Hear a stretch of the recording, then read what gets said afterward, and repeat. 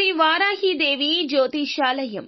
ఎటువంటి సమస్యలకైనా ఫోన్ ద్వారానే జ్యోతిష్యం చెప్పబడును. విద్య, ఉద్యోగం, వ్యాపారం, పెళ్లి, ఆరోగ్యం, నాగదోషం, సంతానం, రాజకీయం, వామాచార దోషం, అత్తాకోడళ్ల మధ్య గొడవలు, ప్రేమించి మోసపోవడం, స్త్రీ పురుషుల వశీకరణం, ధనం నిలకడ లేకపోవడం, ఎటువంటి సమస్యకైనా 24 గంటల్లోనే పరిష్కారం చూపబడును. నెంబర్ 1 వశీకరణ స్పెషలిస్ట్ పండిత్ పవన్ నంబూదిరి, కేరళ తాంత్రిక గురువు గారు.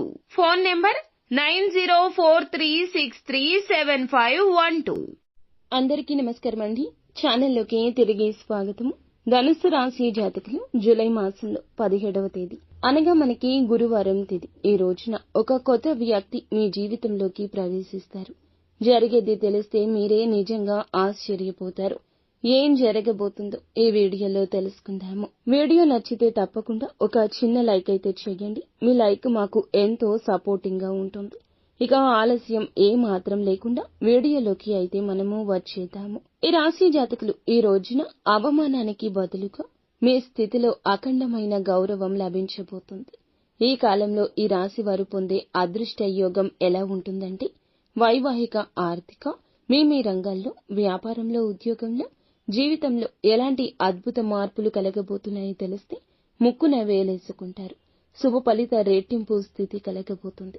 రాబోయే అదృష్టం స్థిరంగా ఉంచుకోవడానికి ఈ రాశివారు ఎటువంటి పరిహారాలు పాటించాలో తెలుసుకుందాం. ఎందుకంటే ధనం ఈ రోజు మన వద్ద, రేపు ఇంకొకరి వద్ద ఉంటుంది.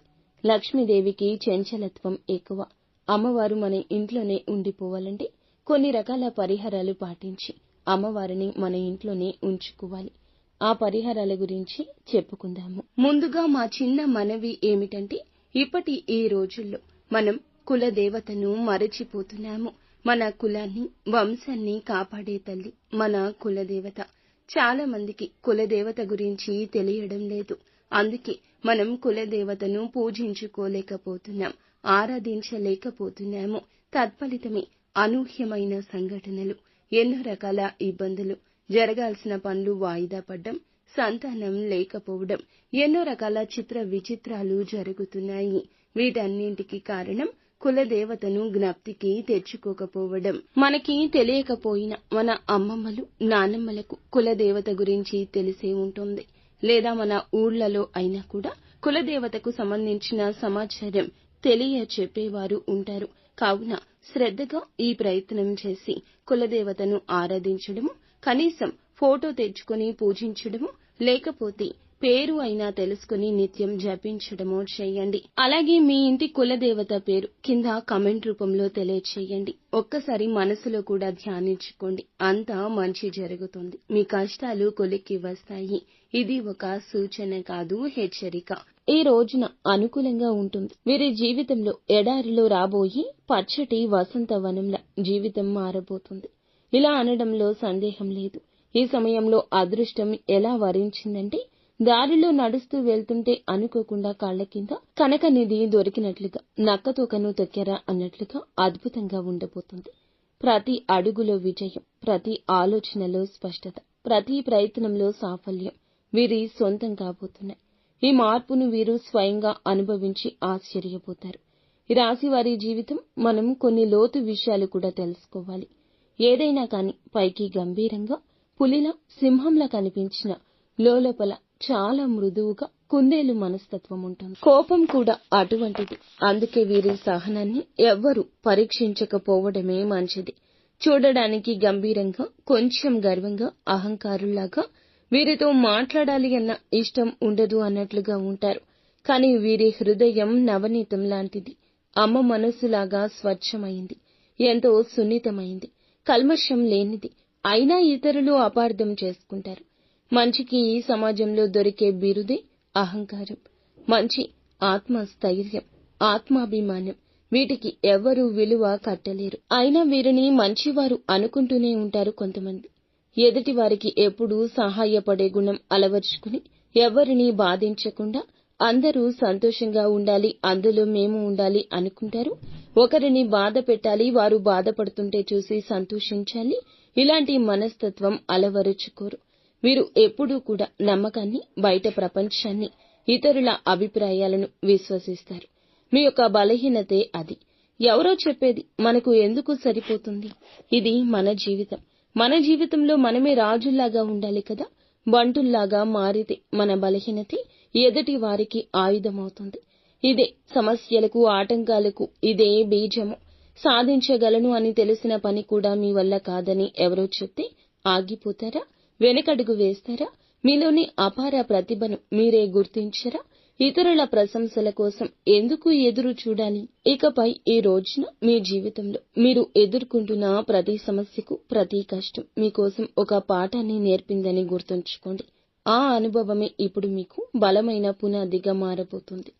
గతంలో ఎన్నో ఆర్థిక ఇబ్బందులు ఎదుర్కొన్న మీకు, ఎన్నో అనారోగ్య సమస్యలు ఎదుర్కొన్న మీకు, వృత్తుల్లో అవమానాలు ఎదుర్కొన్న మీకు సంతోషం కలగబోతుంది.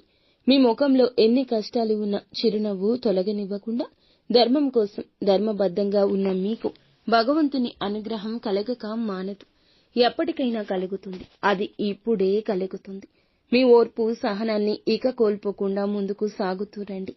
చాలా ధైర్యంగా ఉండండి.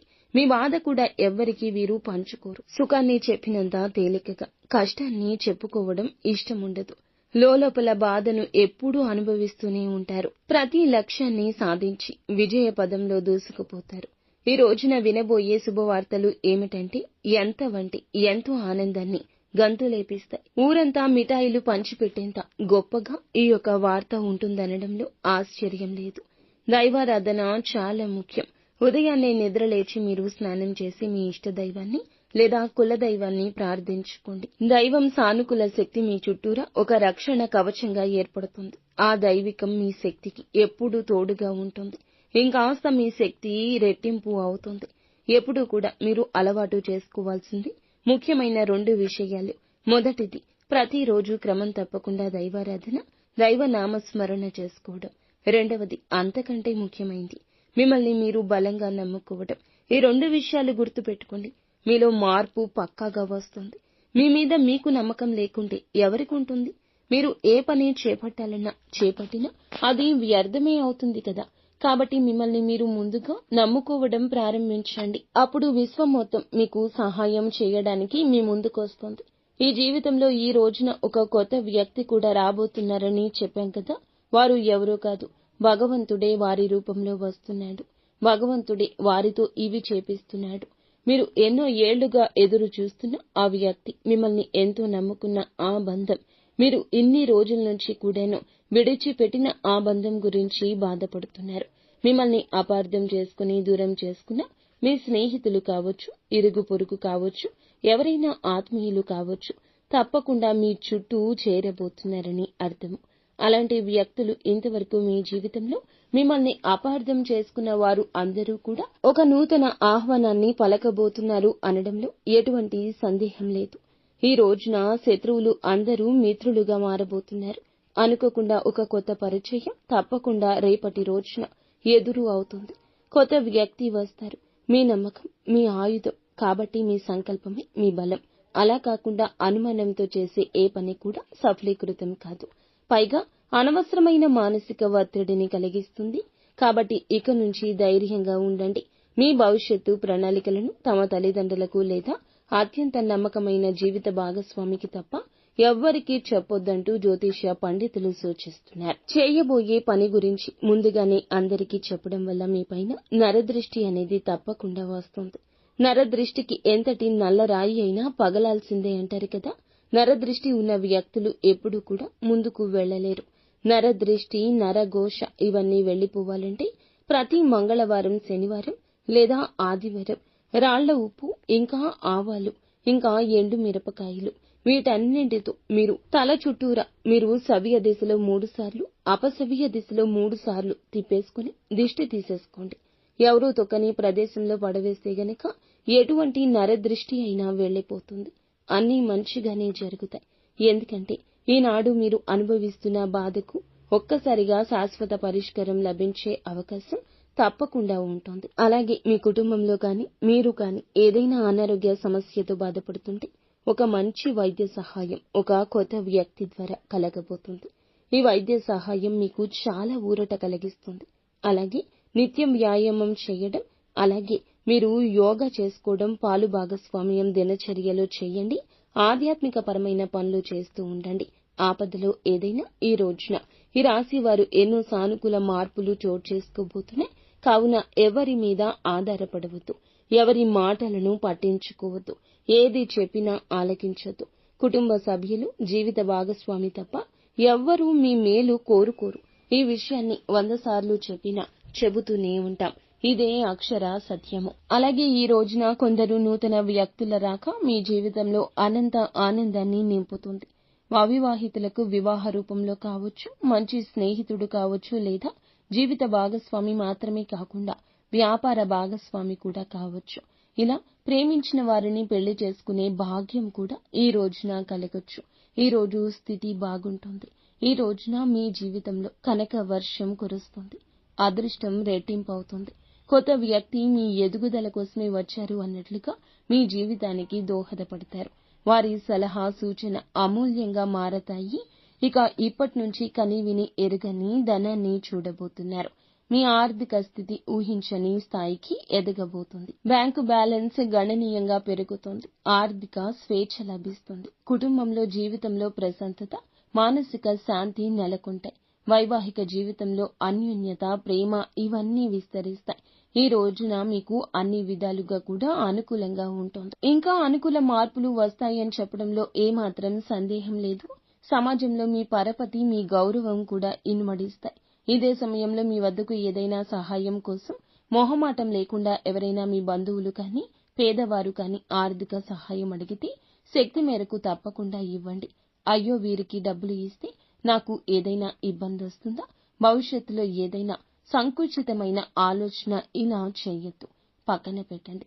మనం ఒకరికి చేసే దానం భగవంతుడే మనకి తీరుస్తాడు. ఇంకా రెట్టింపుగా మనకి విజయం కలుగుతుంది. ఆర్థిక స్థితి మెరుగుపడుతుంది. ఎప్పుడూ మనకి అన్యాయం జరగదు. మనం మన పిల్లలం అన్యాయం అయిపోము. కావున సంకుచిత మనస్తత్వం పక్కన పెట్టి సహాయాన్ని చేయడానికి ముందుకు రండి. దగ్గర లేకపోయినా అప్పు చేసి మరి ఇస్తానంటే కుదరదు. ఇలా ఎప్పటికీ చెయ్యకూడదు. శాస్త్రం ఇదే చెప్తుంది. ఉన్నంతలో స్తోమతకు తగ్గట్లు పేదవారికి దానం చేయండి. 2 రూపాయలు ఉంటే 1 రూపాయి దానం చేసి 1 రూపాయి మీ జీవిత అవసరాల కోసం ఉంచుకోండి. కర్మ ఫలాలు అన్నీ కూడా మీకు మంచిగా ఉంటాయి. పాపం పోతుంది. పుణ్యం మీ దరికి చేరుతుంది. అంతా మంచి జరుగుతుంది. నిత్యం శివారాధన చేసుకోండి. ఓం నమ శివాయ అనే పంచాక్షరి మంత్రాన్ని నిత్యము పఠించండి. అంతా మంచి జరుగుతుంది.